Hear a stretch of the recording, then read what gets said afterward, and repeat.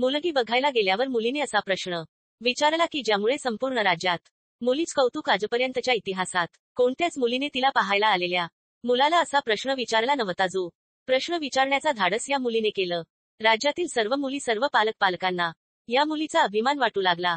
जेव्हा एका प्रसिद्ध उद्योगपतीचा कुटुंब एका गरीब मुलीला लग्नाची मागणी घालण्यासाठी आलं होतं, मुलगी पाहण्यासाठी आलेलं, त्यावेळेस हा अत्यंत आश्चर्यकारक प्रकार घडला, जेव्हा एका मुलीने एक असा प्रश्न विचारला जो आजपर्यंत कोणत्या मुलीनेच विचारला नव्हता. जे ऐकून ते उद्योगपती कुटुंब अगदी गार झालं. लग्नात विचारले जाणारे प्रमुख प्रश्न ज्या मुली विचारतात, मुलाचं शिक्षण किती, त्याला पगार किती, तो किती कमवतो, स्वतःचं घर आहे का. पण या मुलीने हे विचारलंच नाही. तिने एक असा वेगळा, असा नवीन प्रश्न विचारला की जो विचारण्याची डेअरिंग कोणती मुलगी करू शकत नाही. या एका प्रश्नामुळे ही मुलगी संपूर्ण महाराष्ट्रात व्हायरल झाली. आज या मुलीचं नाव कौतुकाने घेतलं जात. मग काय घडलं त्या भेटीत? त्या मुलीने असा काय प्रश्न विचारला की यामुळे रातोरात हे प्रकरण फेसबुक, इंस्टाग्राम, व्हॉट्सअप आणि युट्यूबवर प्रचंड व्हायरल झालं. सोशल मीडियावर तिचा हा प्रश्न फिरत आहे. तीच हे वाक्य आता देशात ट्रेंडिंगवर आहे. हा धक्कादायक प्रश्न जेव्हा या मुलीने मुलाला विचारला, त्यानंतर पुढे काय झालं? त्या मुलीने त्या मुलाशी लग्न केलं का? त्या मुलाच्या कुटुंबियांची काय रिअक्शन होती? चला जाणून घेऊया संपूर्ण सविस्तर रिपोर्ट. एक उद्योगपतीच कुटुंब, गडगंज संपत. तब्बल 25 जण एका गरीब मुलीच्या घरी तिला पाहण्यासाठी आले होते. पण त्या मुलीच्या एका प्रश्नानं वादळ निर्माण केलं. एका मध्यमवर्गीय घरातल्या त्या खोलीत जमलेल्या 25 लोकांच्या चेहऱ्यावर एक आश्चर्य होतं. त्या मुलीने विचारलेल्या प्रश्नानंतर इतकी शांतता होती की टाचणी पडली तरी आवाज आला होता. एका मध्यमवर्गीय घरात वाढलेली अंजली, तिने एक प्रश्न मुलाला विचारला आणि याच प्रश्नामुळे ही मुलगी संपूर्ण राज्यात कौतुकाच कारण बनली. ही गोष्ट आहे अंजलीची. एका सामान्य घरात वाढलेली पण असामान्य स्वप्न पाहणारी मुलगी. समोर बसला होता विक्रम. तो दिवस तिच्यासाठी साधारण होता. तिला एक गरगंध संपत्ती असणाऱ्या मुलात मुलगा पाहायला येणार होता. तिच्या स्वप्नातला राजकुमार, गरगंध संपत्ती, एखाद्या पहिलवानासारखं त्याचं शरीर, त्याची स्वतःची एक कंपनी होती. एका बाजूला होती साधी तत्वावर चालणारी अंजली आणि दुसऱ्या बाजूला होता ऐश्वर्यात वाढलेला अतिशय सक्सेसफुल विक्रम. ही कहाणी स्वप्नातलीच होती. कोणत्याही मुलीने सहज याला होकार दिला असता. कोणतीही मुलगी काही न विचारता हो म्हणली असती.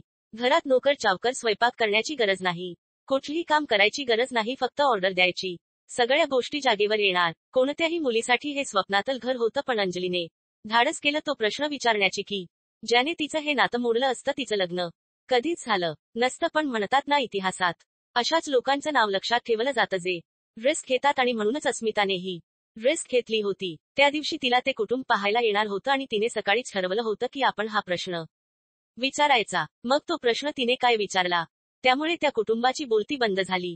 मुलाची तर तारांबळ झाली. काय उत्तर द्यावे त्याला कळेना. हा प्रश्न तिला नेमकं कुठून सुचला? काय प्रश्न विचारण्याचे कारण होतं? काय तिच्या मनात विचार होते? कारण की तिच्यासोबत 2 महिन्यापूर्वी एक भयंकर प्रकार घडला होता. 2 महिन्यापूर्वी तिच्या मैत्रिणीच लग्न जमलं होतं. ते लग्न झालं होतं. ती त्या प्रक्रियेमध्ये त्या मैत्रिणी बरोबर होती. पण तिला त्याच्यात तो अनुभव आला होता आणि म्हणून तिने तो प्रश्न विचारला होता. 2 महिन्यापूर्वी अंजलीच्या आयुष्यात एक अशीच घटना घडली होती, जिने तिला श्रीमंती आणि सौंदर्यापलीकडेच एक भयानक सत्य दाखवलं होतं. तिच्या जिवलग मैत्रीण स्नेहासोबत असंच घडलं होतं. अंजलीने आज एवढं मोठं धाडशी पाऊल उचललं होतं. हा प्रश्न विचारला होता तिने 2 महिन्यापूर्वी तिच्या मैत्रिणीच्या लग्नात घडलं होतं. त्यावरूनच तिला आयडिया आली होती आणि म्हणून तिच्या आयुष्यात अडचण येऊ नये म्हणून तिने हा प्रश्न विचारण्याचं धाडस केलं होतं. आता तिने तो प्रश्न काय विचारला, त्या प्रश्नाचे उत्तर पुढून काय आलं? काय तो प्रश्न होता का संपूर्ण महाराष्ट्रामध्ये आश्चर्याचं वातावरण निर्माण झालं. सगळं काही समजणार आहे. पण आता आपण परत एकदा त्या दिवसात येऊया. त्या तो दिवस अत्यंत आनंददायी होता, जिथे समोर बसला होता विक्रम, ज्याची शरीरयष्टी एखाद्या पैलवानासारखी, चेहऱ्यावर करोडोंची चमक, घरात गडगंज संपत्ती. अशा मुलामध्ये नक्की काय कमी असू शकतं? पण अंजलीला संशय वेगळाच होता. तिच्या मनात काहीतरी वेगळंच होतं जे इतरांच्या नजरेतून सुटलं होतं. पण अंजलीला ते जाणून घ्यायचं होतं. अंजली एका छोट्याशा चाळीतल्या 2 खोल्याच्या घरात तिचं जग सामावलं होतं. वडील एका फॅक्टरीत कारकून, आई शिवण काम करून घराला हातभार लावायची. परिस्थिती बेताची होती. पण संस्काराच्या आणि शिक्षणाची श्रीमंती त्यांच्या घरात होती. अंजलीने मोठ्या कष्टांनी फार्मसीची पदवी मिळवली होती. ती हुशार होती, पण त्याही पेक्षा जास्त ती स्वाभिमानी होती. तिच्या साध्या डोळ्यांमध्ये एक असामान्य स्वप्न होतं. तिला असा जोडीदार हवा होता जो तिच्या पंखांना बळ देत तिला समजून घेत. तिला माहिती नव्हतं की लवकरच तिला एक असं स्थळ येणार आहे जे तिच्या स्वप्नांची, तिच्या तत्वाची सगळ्यात मोठी परीक्षा घेणार होतं. विक्रमच स्थळ जेव्हा अंजलीसाठी आलं तेव्हा तिच्या आई वडिलांना तर क्षणभर विश्वासच बसला नाही. आई म्हणाली, अहो ऐकलत का आई, वडिलांना म्हणाली. पाटील मध्यस्थांचा फोन आला होता. शहरातले सगळ्यात मोठे उद्योगपती, त्यांचे चिरंजीव विक्रम यांच्या अंजलीसाठी यांनी मागणी घातली आहे. जेव्हा विक्रमच स्थळ आलं होतं तेव्हा त्यांच्या घरात एक आनंदाचं वातावरण निर्माण झालं होतं. वडील म्हणाले. काय आपली अंजली आणि ते हो, आपण त्यांची बराबरी कस काय करणार. अंजलीच्या आई वडिलांना वाटत होतं त्यांच्या तपश्चर्येच फळ मिळालं. एवढं मोठं घर, एवढा गुणी मुलगा, यापेक्षा अजून काय हवं. पण कधी कधी म्हणतात ना, जे वरून सोन्यासारखं दिसतं ते आतून पोकळ असू शकतं. अंजलीला ही भीती वाटत होती. संपूर्ण घर आनंदात होतं. एका गडगंज श्रीमंतीवाला मुलगा आपल्या मुलीसाठी स्वतःहून चालून आला. पण अंजलीच्या मनात दुसरी शंका होती, कारण की अंजलीच्या मैत्रिणीच्या आयुष्यात 2 महिन्यापूर्वी अशीच भयंकर घटना घडली होती आणि ज्यामुळे अंजलीला आता भीती वाटू लागली होती. एकीकडे घरात पाहून याच्या स्वागताची तयारी सुरू होती, तर दुसरीकडे अंजलीच्या मनात विचाराच वादळ घोंग होतं. ती स्वतःला तयार करत होती. त्या दिवशी विक्रम तिला पाहायला येणार होता, पण ती अशा एका प्रश्नासाठी तयारी करत होती की तो प्रश्न विचारल्यावर नेमकं काय होईल असं तिला वाटत होतं. कारण की 2 महिने आधी अंजलीची जिवलग मैत्रीण स्नेहा तिचं लग्न ठरलं होतं.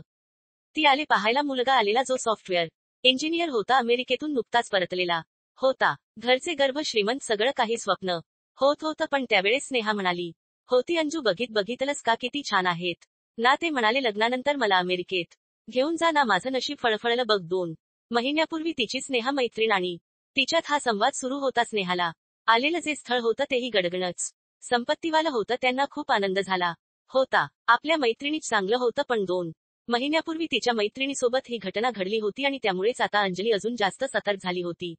स्नेहाच्या बाबतीत सगळं स्वप्न होत होतं. कोणाला विश्वास ठेवता येणार नाही. येतात सुखात तिचं चालू होतं. राजकन्येसारखी ती सासरी गेले. सुरुवातीचे दिवस खूप आनंदी होते, पण एका रात्री अंजलीला स्नेहाचा फोन आला. स्नेहाचा रडका आवाज. ती म्हणाली, अंजू मी फसले, माझी खूप मोठी फसवणूक झाली. अंजली म्हणाली, स्नेहा काय झालं नीट सांग. लग्नानंतर 2 महिन्यानंतर असं काय घडलं की हट्ट्या खेळत्या. स्नेहाचा एका रात्री कोमेजून गेलेला आवाज आला. पैशाची कमी नव्हती सासरी, लोक चांगली होती, पण अडचण नेमकं काय झाली होती. स्नेहाच्या बाबतीत काय फरक प्रकरण घडलं होतं ज्यामुळे अंजली आज त्या मुलाला तो प्रश्न विचारणार होता. अडचण होती आणि स्नेहाच्या बाबतीत एक लपवलेल सत्य होती. जेव्हा स्नेहा सांगू लागली की तिचा जो पती होता तो बाहेरून दिसणारा खूप धष्टपुष्ट व्यक्ती होता, पण त्याला प्रचंड व्यसन होते.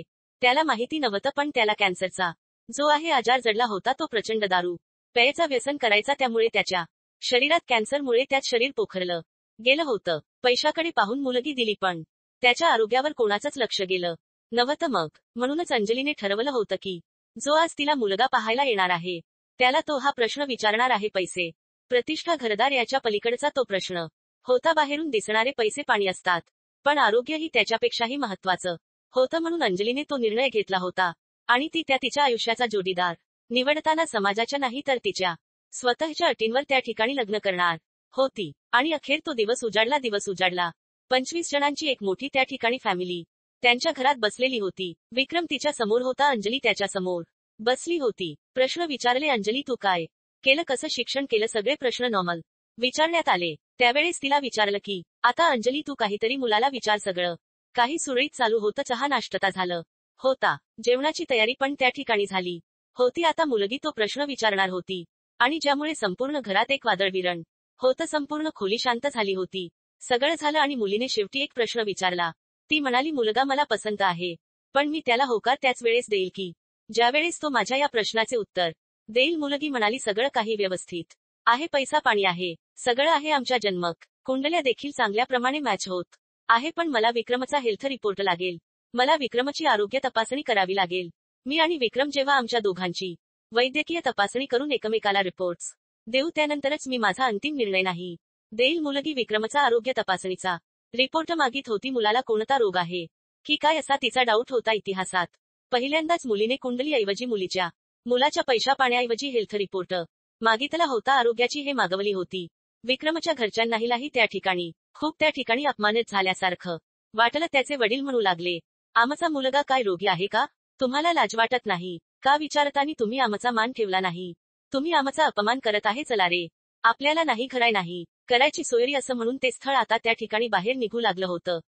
5 मिनिट घरात सगळी शांतता होती. अखेर मुलाचे जे घरचे होते ते सगळे घराबाहेर पडले. मुलीची आई देखील अंजनीकडे रागाने पाहत होती. मुलीची आई म्हणाली, तुझ्यामुळे आता हे आजच स्थळ जाणार. ते कुटुंब सगळं बाहेर गेलं, घराच्या अंगणात गेलं, पण मुलगा विक्रम तो अंगणातून त्या ठिकाणी मागे आला. तो तिला काय बोलणार होता याच्याकडे सगळं लक्ष लागलं होतं. विक्रम 2 मिनिट पुढे गेला पण तो जाग थांबला आणि लगेच मागे फिरला. आता त्याच्यावर राग नव्हता पण एक वेगळेच भाव होते, विचारांचे आणि कदाचित आदरांचे. त्यां सगळ्यांनाच थांबवलं. विक्रम काय बोलणार होता?